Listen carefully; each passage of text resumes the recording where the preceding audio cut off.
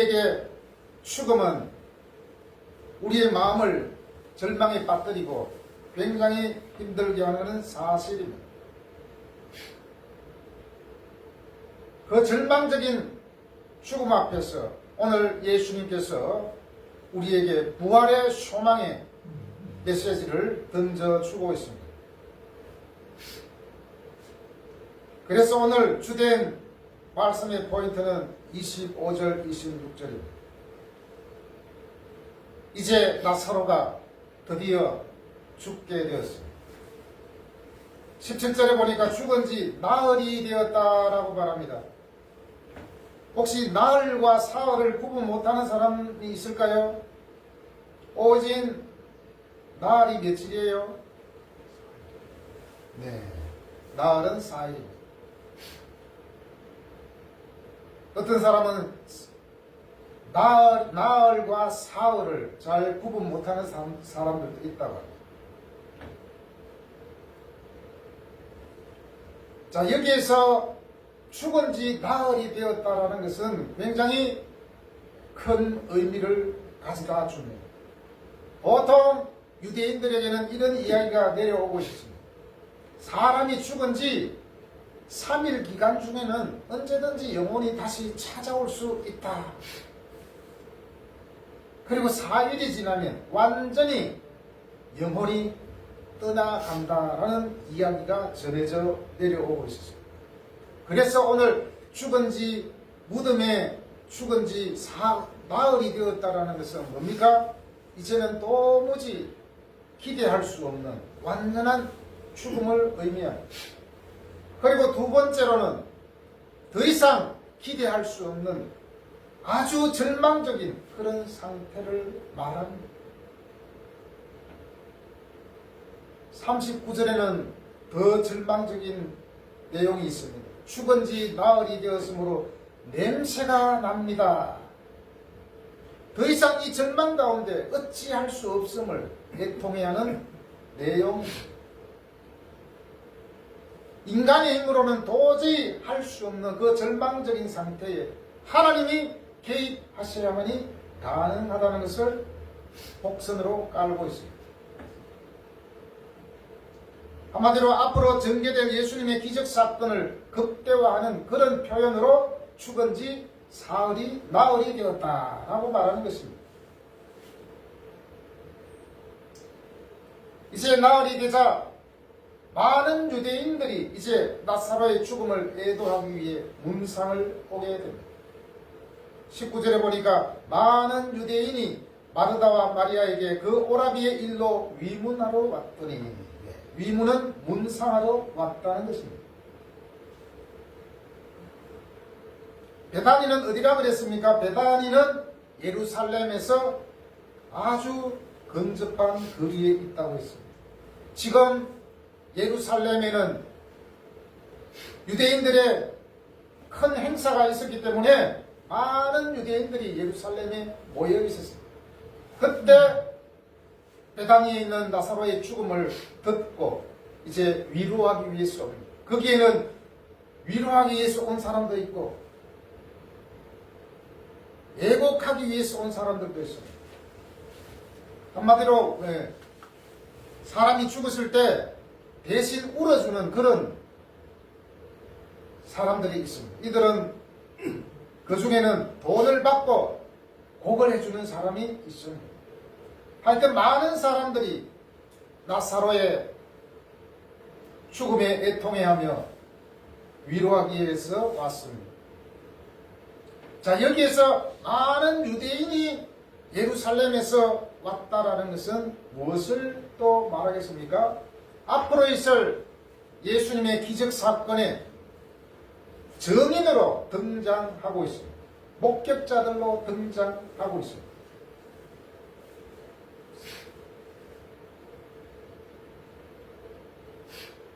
한마디로 여기 나오는 모든 유대인들은 오늘 사건의 증인이 될 수 있는 사람들입니다. 그 현장에 누가 있었느냐가 중요하죠. 입증하기 위해서는 목격자의 진술이 상당히 중요합니다.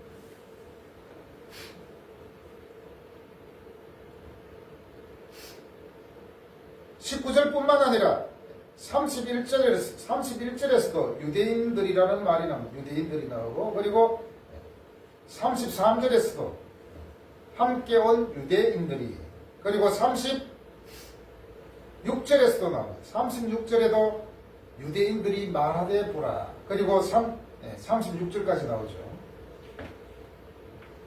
많은 사람들을 등장시켰다는 것은 나사로의 앞으로 기적의 사건을 목격한 사람들을 등장시키기 위해서 오늘 11장에 기록해 놓았습니다.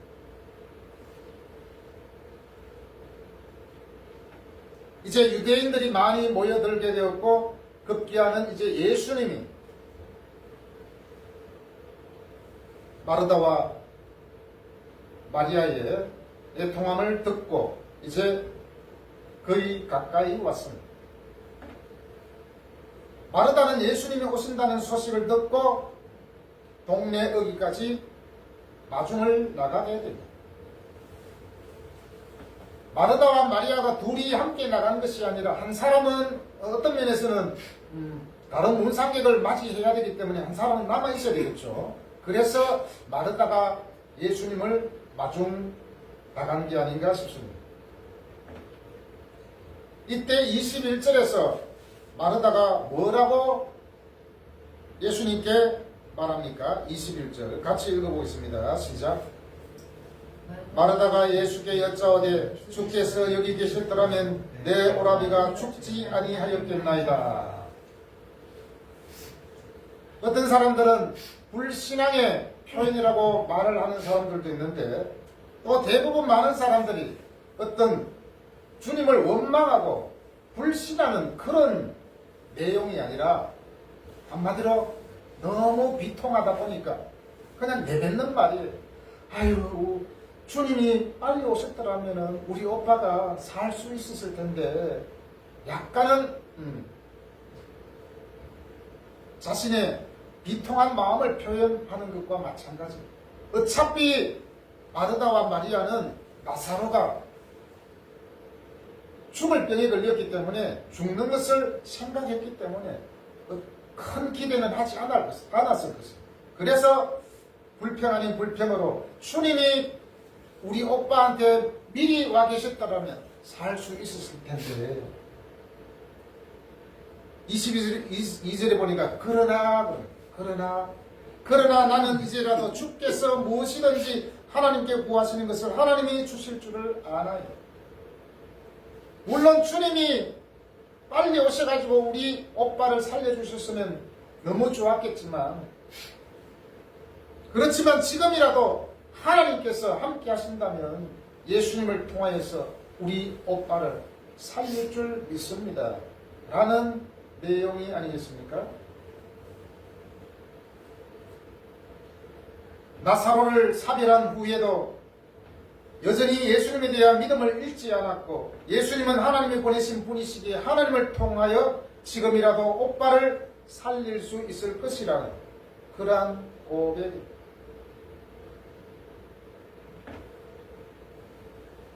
마르다는 지금이라도 하나님이 보내신 분이기에 분명히 하나님께서 기적을 베푸실 것이라는 그러한 믿음을 고백하는 것입니다.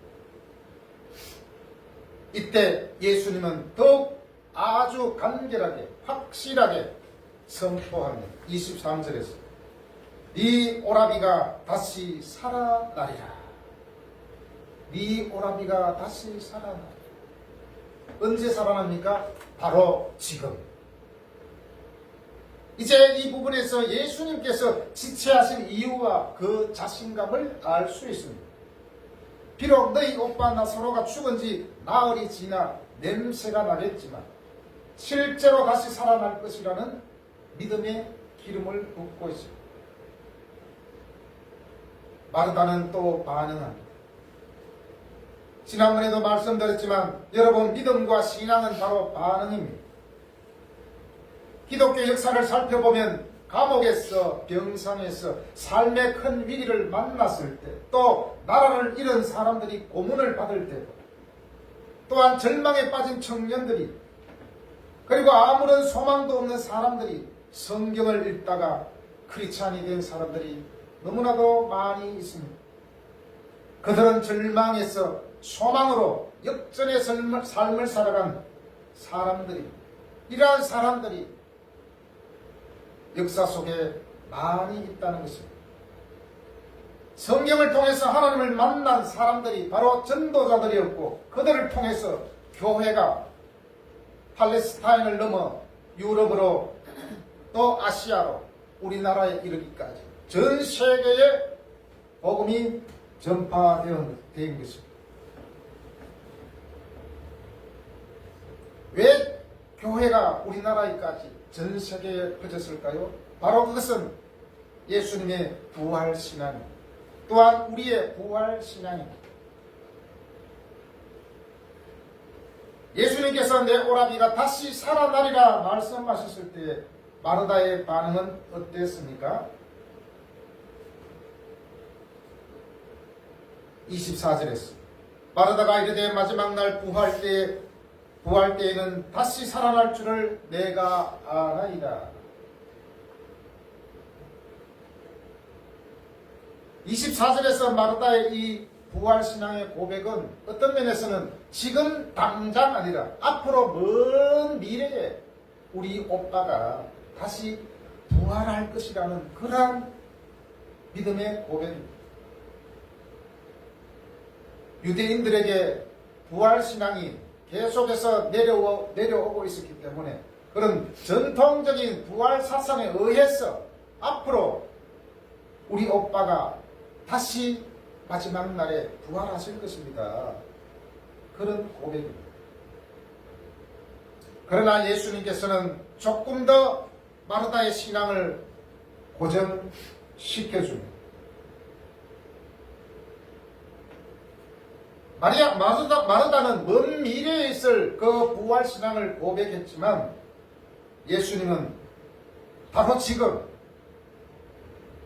먼 미래가 아니라 바로 지금 나사로가, 너희 오빠가 살아날 것이라는 그러한 선포를 하십니다. 25절 26절 우리 함께 읽어보겠습니다. 시작.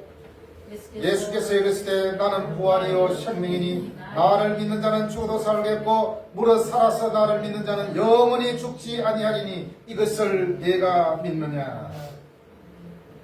나는 부활이요 생명이니 나를 믿는 자는 죽어도 살겠고 무릇 살아서 나를 믿는 자는 영원히 죽지 아니하리니 이것을 네가 믿느냐.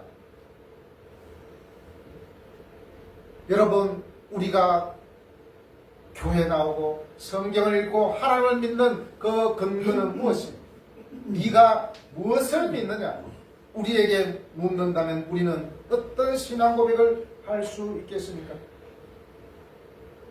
예수님은 나사로의 부활을 현재의 사건으로 이루어질 것이라고 그의 신앙을 바르게 잡아줍니다. 우리가 예수 그리스도를 믿고 신앙하는 것은 현재의 삶에 그 부활의 신앙이 구현되어야 합니다. 부활은 먼 옛날에 있기 때문에 지금 내가 이 땅에 살아갈 때는 대충 그냥 살아가면 되지. 이것이 아닙니다. 그 부활 신앙으로 우리 살아있을 때 우리 삶 가운데 그 신앙을 갖고 있다는 것을 많은 사람들에게 증명해 주어야 됩니다. 예수님의 의도는 마르다의 관심의 초점을 마지막 날이 있을 것에 대한 추상적인 믿음으로부터 옮겼어. 그 부활을 주관하게 될 유일하신 분이신 그에 대한 인격적인 믿음으로 향하는 것이었습니다. 마찬가지로 마지막 날에 죽은 자들을 다시 살리는 분일 뿐만 아니라 그 자신이 부활이요 생명이다라는 것을 선포하는 것입니다. 우리의 신앙은 현재, 지금, now, 현재에 우리가 믿음으로 살아가는 것입니다. 확실한 미래가 있기 때문에 우리는 현재를 살아갈 수 있는 거죠.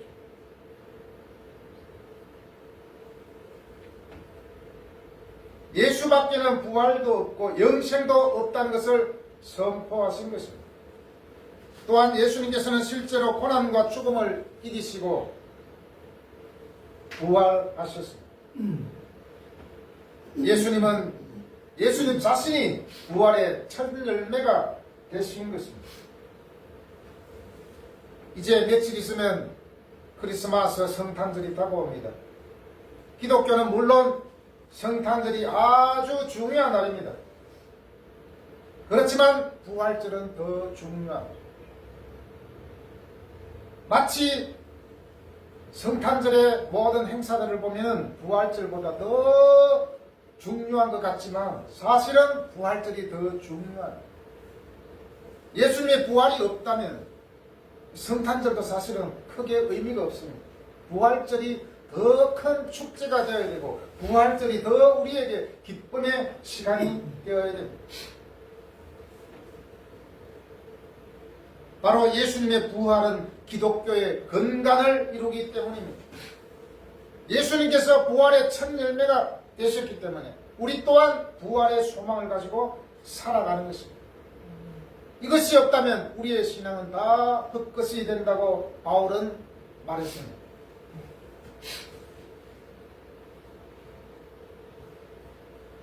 로마서 1장 4절에서 말씀합니다.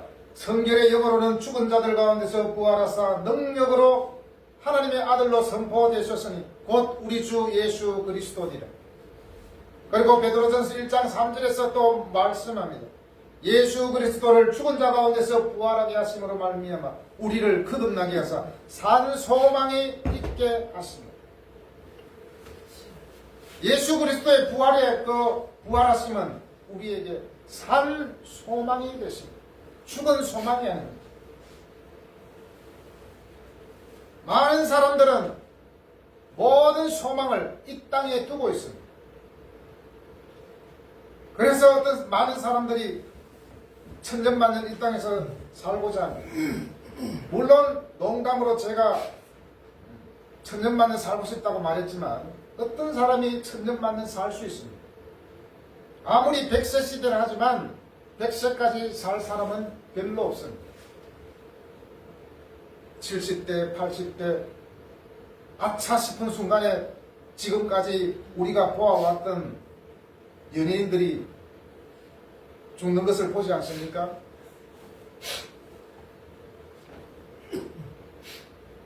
죽음은 우리 앞에 멀리 있지 않습니다. 아주 가까이 있습니다. 죽음과 삶의 차이는 종이 한 장 차이밖에 되지 않습니다. 그렇기 때문에 우리는 주님의 부활하심을 신앙을 가지고 살아가는 것입니다. 말씀해 보니까 예수님은 집으로 가시지 않고 마리아와 마르다 많은 유대인들과 함께 나사로가 장사되어 있는 곳으로 이제 가고 있습니다. 마르다와 마리아와 함께 온 많은 유대인들이 슬퍼하며 위로를 하고 있습니다.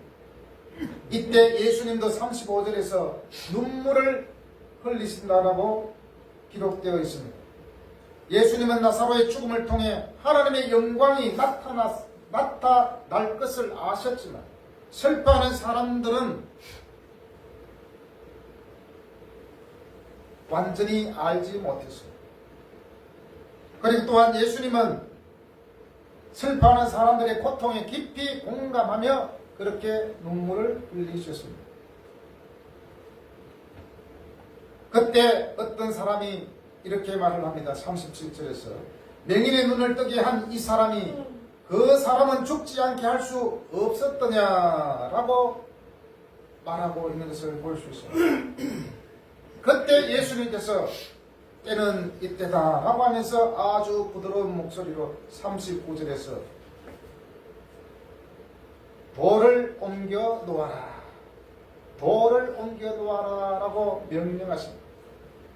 왜 돌을 옮겨 놓으라고 하신지 아시죠?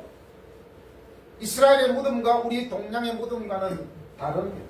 우리는 매장 문화이지만 이스라엘은 그냥 동굴 같은데 시체를 옮겨둡니다. 왜냐? 그들은 부활신앙을 믿고 있었기 때문에 그 굴에 시체를 보관해두고 돌로 막았답니다. 그래서 예수님께서 돌을 옮겨 놓으라고 말씀합니다. 아까도 보았듯이 마르다는 주여 죽은 자가 나흘이 되었습니다. 벌써 냄새가 납니다. 왜 바위를 옮기라고 합니까? 이렇게 냄새가 나는데 이것은 잠시 바로 불신앙의 표시라 할 수 있습니다. 마르다는 당연히 그리스도의 능력을 기대해야 했지만 그러지 않았습니다. 나사로의 시신이 이미 부패하고 악취가 났기 때문에 마르다는 나사로가 살아나게 되리라고는 전혀 기대하지 못했던 것입니다. 마르다에게는 나사로가 살아나리라는 소망이 끊어졌기 때문에 4일이 지났기 때문에 어떤 면에서는 마르다는 그리스도께서 나사로를 살리는 것을 막으려 하는 태도를 취하고 있는 것을 보게 됩니다. 어떤 면에서는 마르다가 이렇게 행하게 된 데는 믿음의 연약함이 크게 작용되었던 것입니다. 그러나 예수님은 끝까지 이제 밀고 나간 것을 보게 됩니다. 43절. 43절 같이 읽어보겠습니다. 시작. 이미 말씀하시고 큰 소리로 나사로야 나오라 부르시니 동굴을 막았던 바위를 치우고 나사로야 나오라라고 명령합니다. 여기서 나사로야 나오라는 예수님의 부르는 소리는 죽은 자들이 하나님의 아들의 음성을 듣고 다시 살아날 수 있다는 것을 증명해주는 하나의 예라고 볼 수 있습니다. 이제 44절에서 나사로야 나오라 했을 때 44절에서 어떤 일이 생깁니까? 44절 같이 읽겠습니다. 시작. 죽은 자가 수족을 외로 놓인 채로 나오는데 그 얼굴은 수건에 사였더라. 예수께서 이르시되 풀어놓아 나니게 하라 하시니라. 수족을 배로 동인 채로 라는 표현이 있는데 이것은 나사로가 무덤에 누워있던 그 상태 그대로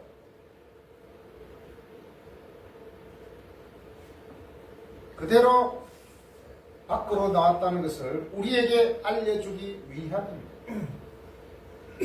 유대인들은 요즘에도 이런 방법으로 사람을 장사지냅니다. 고운 세마포로 시신을 싸고 머리는 별도로 수건으로 감쌉니다. 그들은 신앙의 부활 사상을 갖고 있기 때문입니다. 그리고 예수님께서 풀어놓아 다니게 하라. 이것은 왜 풀어놓아 다니게 하라 그럽니까? 많은 사람들이 실제로 나사로가 살아있음을 보라는 것이죠. 그래서 많은 유대인들이 마리아와 마르다가 그 광경을 보게 됩니다.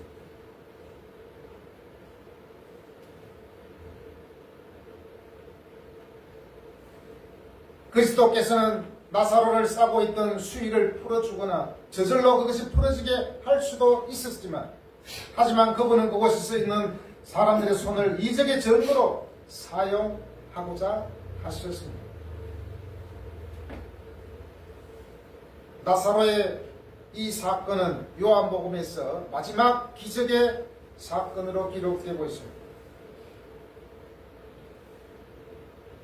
나사로가 다시 살아난 이 사건은 앞으로 얼마 있다 예수님께서 십자가에 죽으시고 부활하실 것이라는 그 예고를 보여주고 있는 것입니다. 예고하는 것이라 할 수 있습니다.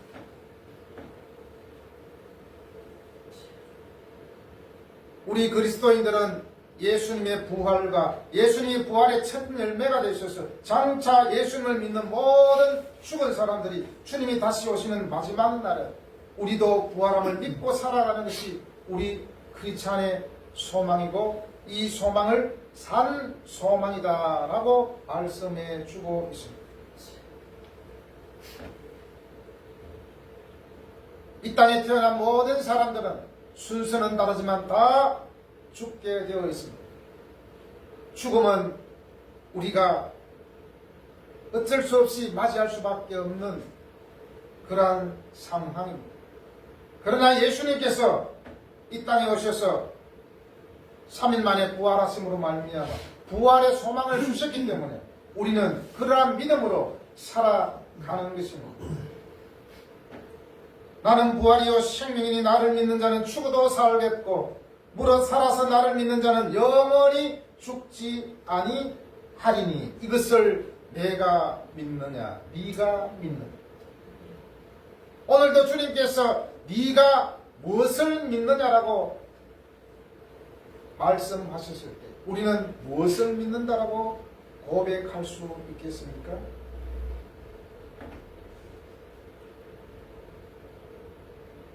우리는 부활함을 믿고 살아가는 것이 크리스찬의 소망입니다. 믿음은 절망적인 상황에서도 예수님의 약속을 붙드는 것입니다. 그래서 어떤 고난 앞에서도 죽음 앞에서도 당당하게 살아가는 비결이며 믿음으로 살아가는 사람들이 바로 크리스찬입니다. 이 부활의 소망을 가지고 부활의 믿음을 확신하며 살아가는 것이 우리 그리스도인들입니다.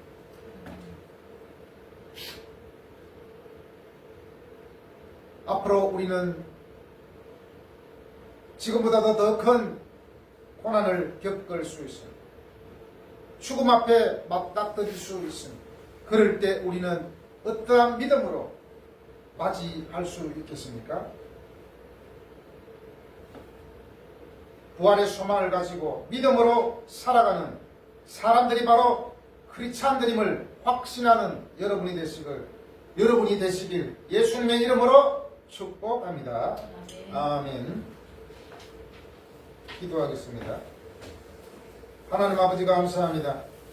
이 땅에 수많은 그리스도인들이 있고 지금까지 수많은 그리스도